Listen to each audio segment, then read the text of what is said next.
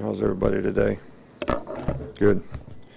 Well, I don't really have anything different to say about the last game. You know, we got off to a little bit of a slow start, responded better as the game went on, and had an opportunity to play a lot of players, which got some valuable experience for them and some learning opportunities for them as well in terms of what they did and didn't do. You know, players of the week: Ryan Kelly, Ardarius Stewart, Landon Collins, Reggie Ragland. Gunner did a good job for us, and J.K. Scott. You know, both specialists did a really good job for us. Gunner never really played before and really filled in nicely. Nothing really new on injuries. You know, Ardarius Stewart and Vogel are probably the two guys that are most questionable. We'll see how they progress throughout the week, but they would be listed as questionable, you know, for the game right now. Not that everybody will practice today, but I think as the week progresses, we're hopeful that everybody will respond and be able to get back and be able to contribute and play in the game. You know, I think the Iron Bowl is one of the greatest rivalries in college football. This game means a lot to a lot of people in the state, regardless of which side you're on, and also around the country. And as a competitor, you know, it's a great opportunity because, you know, this game has had a lot of significance, you know, over the last few years, and certainly, you know, no different last year or this year. So, you know, there'll be a great atmosphere. ESPN night game here, and Bryant-Denny Stadium has been great. So, but I also think this is a game where you have to stay focused on, you know, the game and not all the things that, you know, go around it. This game requires a tremendous amount of discipline and focus and preparation to be able to go out there and play, you know, the kind of football game that you want to play. And you can't be really concerned about all those other things and really be able to do that. So the focus needs to be on what do I need to do to go out there and really do my job well. You know, Gus has done a fantastic job, you know, last year and this year, you know, being there. They got lots of returning starters, 9 on offense, you know, 6 on defense. But, you know, I think that obviously their offense is one of the most productive in the country and certainly in our league. You know, they've got a very good scheme. Quarterback Nick Marshall does a fantastic job of executing that on the field. They've got a lot of weapons, you know, offensively. A couple really good, explosive, big, you know, wide receivers that are great vertical receivers, and, you know, Coates and Duke Williams, very good running back who's leading the SEC in rushing. Offensive line does a really good job. Lots of speed on the perimeter, and you know, a lot of rocket sweeps and things that they do. So this is a very, very challenging team to defend in the way they play offense and the way they execute their offense. And their fast pace is, you know, certainly something that we played a lot against this year, and hopefully something that we'll be able to adapt to in the game very well. You know, defensively, they're very athletic up front and very active and create a lot of negative plays, and they've been able to create a lot of turnovers with their defense, and they played great in the red zone and been really hard to score on. So, you know, I think this is a very good defensive team, and they always do a great job on special teams, but, you know, Quan Bray is one of the outstanding return guys in the country. So it's going to be important to, you know, play well on special teams. But this is a very, very good team and a great rivalry game, and certainly as a competitor, you know, something that, you know, all competitors, you know, really enjoy playing in games like this against very, very good teams and a lot of good players with, you know, a lot of personal probably stuff going on with guys that they know and they played against in high school and maybe even played with. So it's a great game. Last year with their offense with Greg Robinson and Trey Mason, they were a power between the tackles running team. Do you see that this year, or are they more on the perimeter? No, I think that, you know, their offensive line was certainly very good last year, but it's very good this year, and you know, they run between the tackles, you know, quite a bit. I think that last year, you know, they hurt us with plays on the perimeter like they hurt a lot of people, but I think some of their most effective plays that complement their inside running game is the way they run the ball on the perimeter. And I think that's the thing that, makes it so hard to defend. So it's not that they're one or the other. I think it's the combination of the two and their ability to throw play-action passes, vertically down the field to some very good receivers that, make them, one of the best offensive teams around.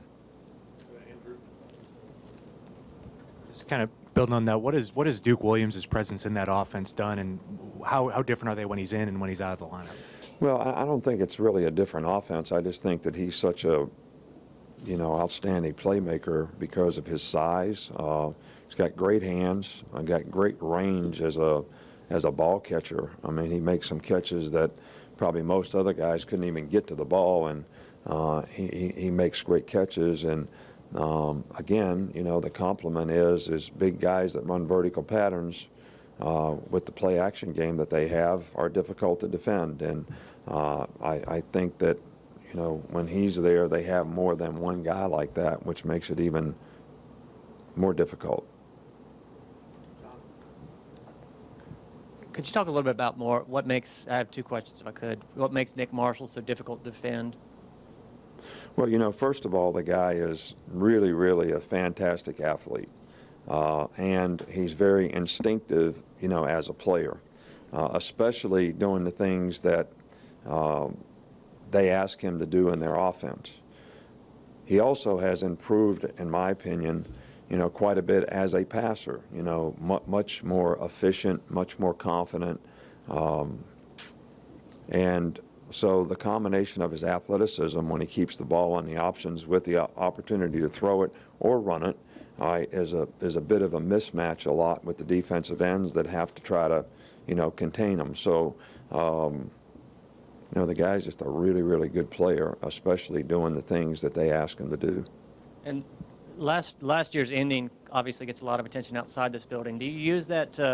Is that something that you want replayed in the video room, that weight room, that kind of motivate these guys? Or?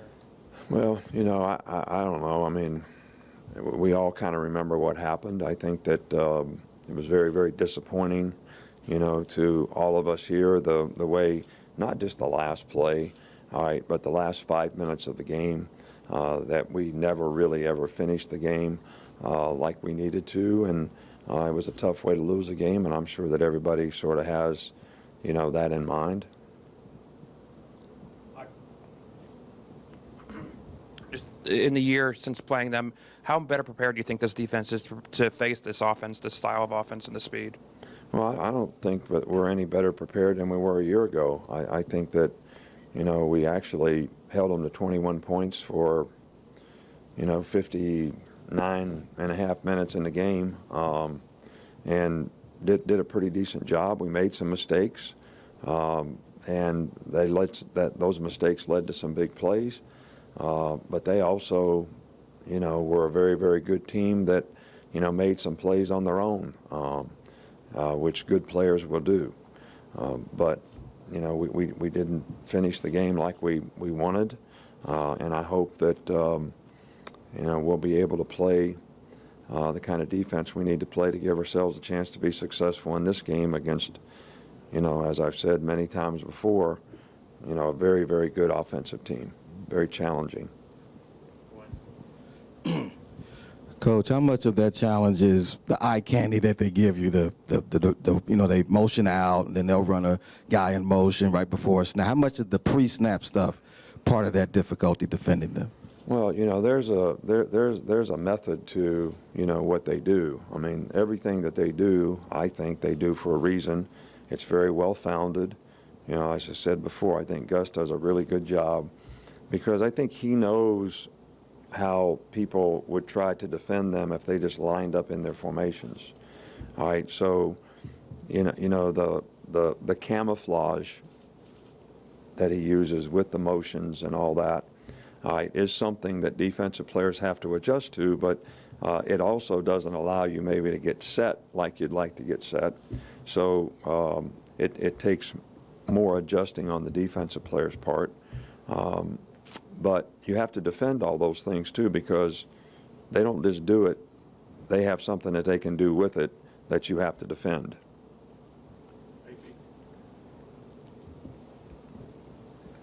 Coach, Amari Cooper has had a seasoning career like no other, setting milestones. Would you give your perspective on his play and performance here at the University of Alabama? Well, Amari Cooper's done a great job for us his entire career. I think he's improved and been a more productive player, each year as he's matured, personally and as a player and gained more knowledge and experience. And, he's had a phenomenal year this year.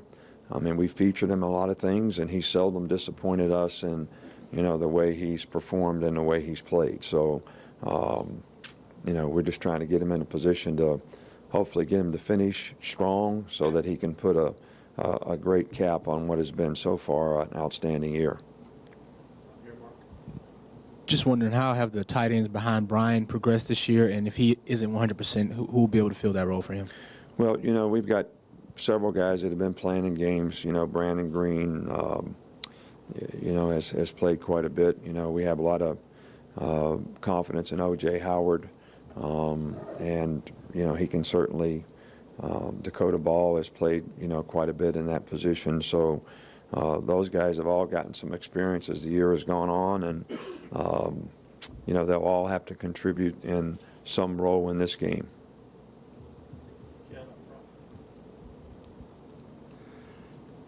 There's no question you're going to have their full focus, your players' full focus this week. Is there anything tricky about making sure they don't peak on a Thursday or on a Friday? Do you have to hold them back a little bit so that everything comes together on Saturday at 6 o'clock? Well, as a coach, that's what you're always trying to do. Try to do it last week, and didn't do a very good job of it against the team that we were playing. And try to do it every week so the players are ready to play when the game comes. And I think the thing that we try to do is, we have a routine that the players go through in terms of what they can expect on Monday, Tuesday, Wednesday, and Thursday, and hopefully that routine helps them prepare themselves, not only physically to execute and do the things they need to do in the game, but also psychologically in terms of, getting themselves ready to play the game. And don't want to create a lot of anxiety with our players. We just want our players to be, focused and ready to go, and, have a sense of urgency and to do things the right way and be able to do it for 60 minutes in the game, because I'm sure that's what it's going to take in a game like this to have a chance to be successful. Coach, I had a question about T.J. Yeldon. First, how does he affect your running game when he is available, and how do you think the off week helped him come into the game? We've been fighting injuries all year, not all year, but the second half of the season with him, and even though he's been able to play, he hasn't been able to practice the way he'd like to practice and the way we'd like for him to practice. And he has been by far, in my opinion, our most effective guy all the way around when it comes to blocking, running the ball, being a pass receiver.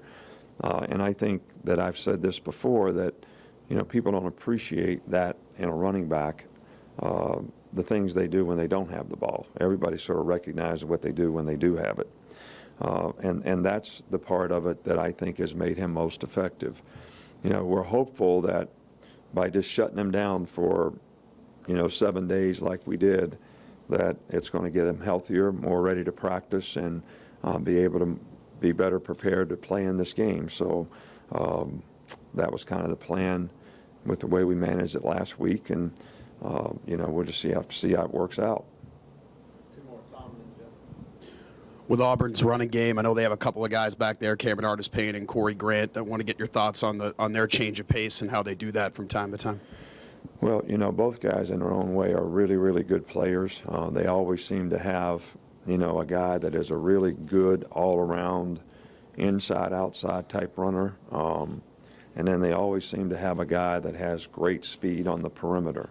And this year, Corey Grant and number 5 both have, done that. So is number 4, Quan Bray, has done it some too.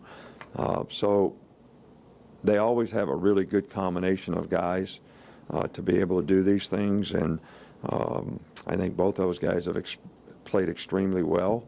But I think you also got to give them a lot of credit because of the way they use those guys and how effective they are and how they're used. Coach Sunday, Rhett Lashley said the energy level, the intensity level when you're coaching in this game is unlike any other game. He compared it to an SEC championship game, a national championship game. Having coached in 7 of these now, how would you describe the energy level, the intensity level of it? Well, I think that, I really can't compare this to anything else because when you're playing in this game and any of those games, it's the most important game that you're playing in at that time. And so I think that the energy level and the intensity is always, that's what makes it fun, to play in games like this. But, this game is one of those games that, as a competitor, that's where you get to. Now, there's other games that you have to play in that you mentioned that you need to get there too. Because if we were playing in one of those games, you'd be asking me the same kind of questions. All right, so can't really compare it. It's just when you play in big games like this that have a lot of meaning to a lot of people, you don't compare it to anything.